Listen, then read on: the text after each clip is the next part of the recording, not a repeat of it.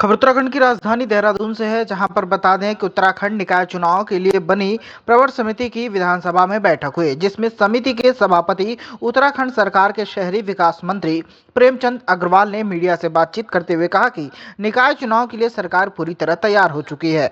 आने वाले निकाय चुनाव 2011 जनसंख्या की तर्ज पर होंगे। हालांकि अभी बहुत चर्चा होनी है, जिसके लिए विधानसभा अध्यक्ष से समिति का कार्यकाल बढ़ाए जाने की सिफारिश करेंगे। आपको बता दें कि प्रवर समिति को 9 अक्टूबर तक अपनी रिपोर्ट सरकार को सौंपनी है। इस पूरे मामले को लेकर क्या कुछ कहा है, आइए आपको सीधे सुनवाते हैं। आखिरी थी या आगे और होंगी?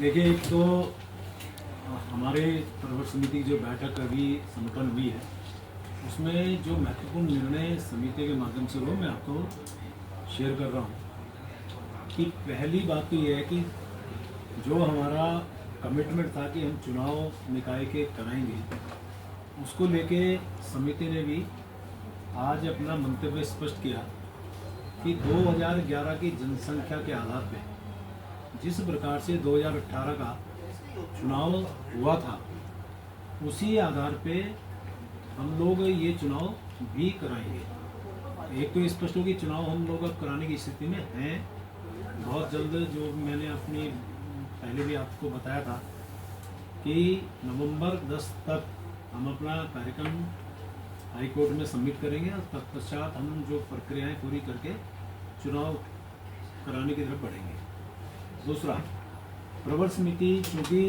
व्यापक एक विचार विमर्श कर रही है मुद्दे पे, वो है हमारा, जिस प्रकार से आप जानते हैं कि ये चाहे हमारा राजनीतिक हो, शैक्षणिक हो, सांस्कृतिक हो या अन्य जिस भी प्रकार के, इस पे हम व्यापक चर्चा अभी करने के लिए अभी हम समिति का कहना है कि अभी बैठ के और भी हम करेंगे, यानी कि उस पर और व्यापक चर्चा करेंगे। उसके समय को बढ़ाने के लिए हम माननीय अध्यक्ष विधानसभा से आग्रह करेंगे कि हमारा ये समय जो हमें अभी 8 तारीख समय समाप्त हो रहा है, उसका कार्यकाल बढ़ाया जाए।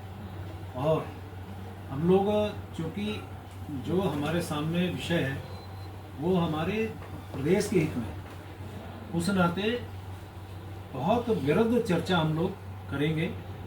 और निश्चित रूप से जो हमारे जो विषय हमारे सामने है, मुझे अच्छा ये लग रहा है कि जितने माननीय सदस्य उसमें शामिल हैं, बहुत खुल के, बहुत अच्छे ढंग से उसमें व्यापक चर्चा कर भी रहे हैं।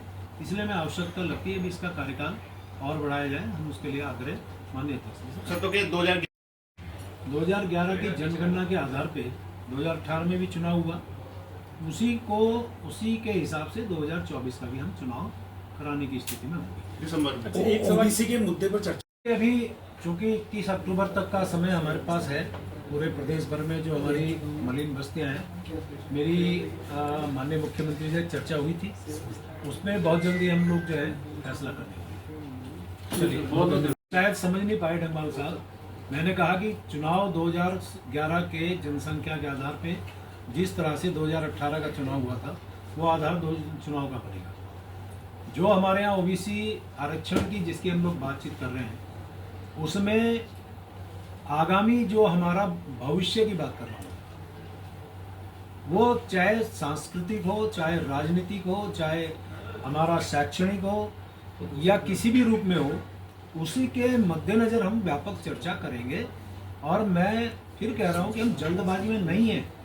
हमारे जो विद्वान साथी हमारे इस समिति में हैं, उनके विद्वत्ता का भी लाभ उठाएंगे और विचार विमर्श व्यापक करने के बाद ही इसमें निर्णय लेंगे।